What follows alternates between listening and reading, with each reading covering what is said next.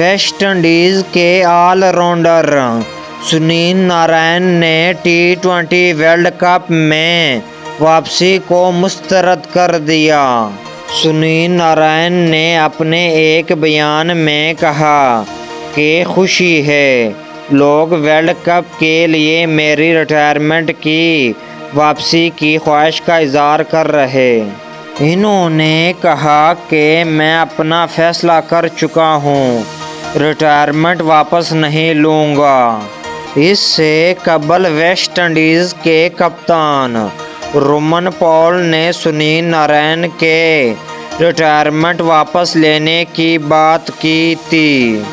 واضح رہے کہ سنیل نارائن IPL میں کولکتہ نائٹ رائڈر کی طرف سے شاندار کارکردگی کا مظاہرہ کر رہے